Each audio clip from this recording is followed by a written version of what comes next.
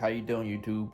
Ever find yourself stuck in a bind where your gravity release clamp stopped working and you're forced to have to tell customers that sorry, I can't have your racket strung in time simply because I'm having issues with my stringer?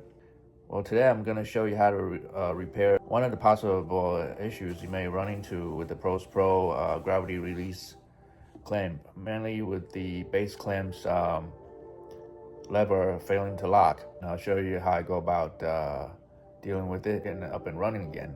So stay tuned.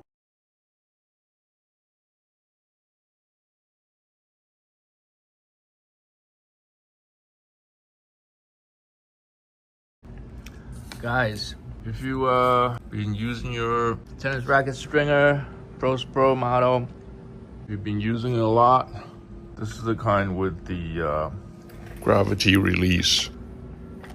Let me show you. So with the string clamp in the up position, in this case, I took it out.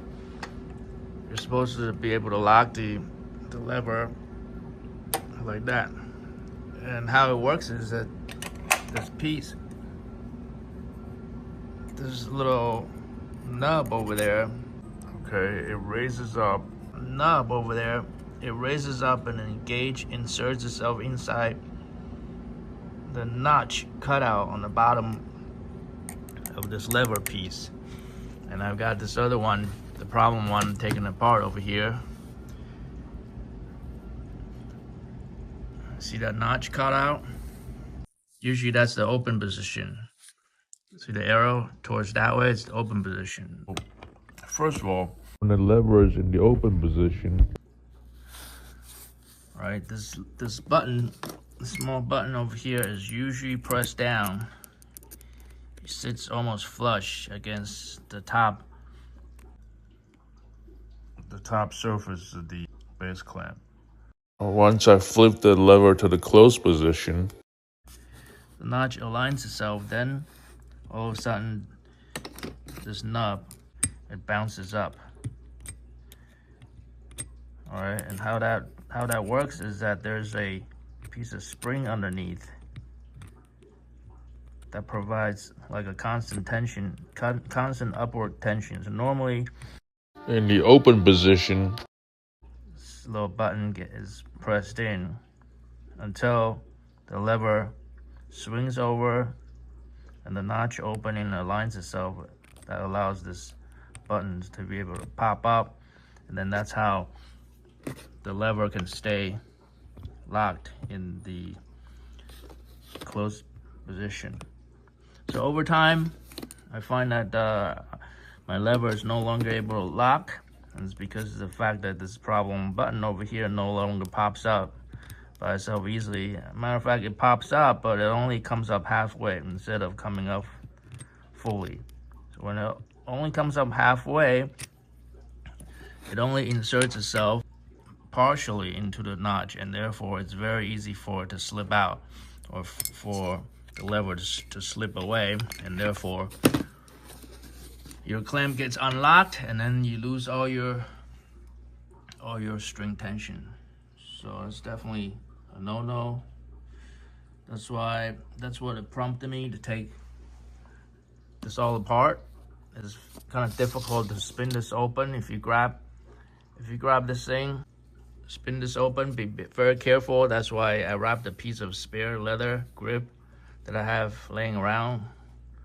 Wrap it around first to provide, leverage for this plier with teeth. Definitely don't want to have these teeth biting to this metal. That'll definitely scratch everything up. So that's why this piece of lever becomes very handy to use. So be patient. Little by little, I was able to unscrew this top post to reveal in its entirety. As you can see here, I got the upright post removed, still with the leather wrapped around it. That's how I was able to remove it with the plier. Here's what it looks like after I removed that little catch button with the damaged spring underneath. About 1/5 to 1/8 of the length of that spring had been broken off. That's why the catch button wasn't able to get lifted up high enough with enough force. The spring that's shown here is after I had already stretched it out a little bit to try to regain some of its length. The spring that's supposed to lift this piece up, and to my surprise, when I first opened it up, dumped the spring out, a partial piece came out. That tells me that the springs has now been shortened. The overall height has been shortened. No wonder this lever no longer pops up fully. It only pops up like halfway to about this level. It's supposed to come out fully like that. See, when it comes up fully, see how high this one comes up fully, almost going to the very top of that notch with minimal spacing. That's because I got this lever adjusted that is kind of loose. I could press this lever down some more by adjusting these two set screws. That's how I'm able to expose the spring underneath it. Basically, after I found out that the spring is partially broken, without having an exact replacement spring, I don't even know where to find it. I suppose I can order some online or go to Home Depot or Lowe's for that type of stuff. It's very tiny little thing. I mean, I took pictures of it that you can see. Basically, to buy me some time, without a replacement, I just basically grabbed the two ends of the spring and I stretched it out a little bit.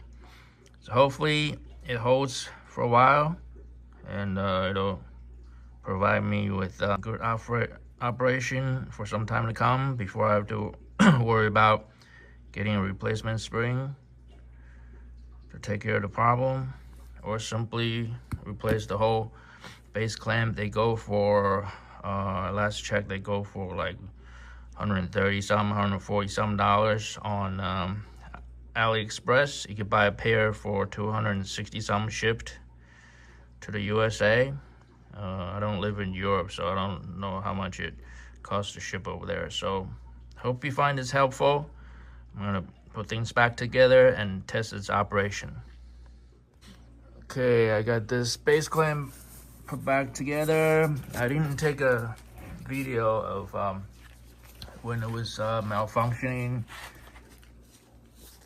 but as I explained before, basically that small button, as you can see in the middle of the frame, wouldn't come up fully. But now after the repair, you can see the top of the small button is almost fully inserted into the top of that notch. So right now it's in the closed position. You can see it open up. So now it's in a down position. Lock it again so you can see it pop up. Sorry about the lack of lighting.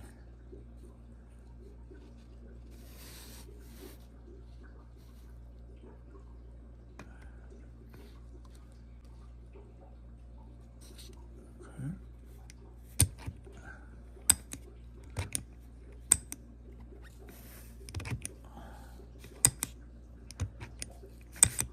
Close, open, close, open, close, open, close. All right, guys. So as good as new. We'll see how long that little spring stays working. Hopefully it doesn't become weakened or get too compressed, and then I'll run into issue again and I have to somehow source that little spring, or basically replace this whole base clamp for 130 some bucks. So if you found this video helpful, please hit like and subscribe, and any questions or comments, feel free to put them below. And if you feel like buying me a coffee or sending me some tips, I'll put my buy me a coffee and Vemo link in the description. Thank you very much for watching. I shall see you next time.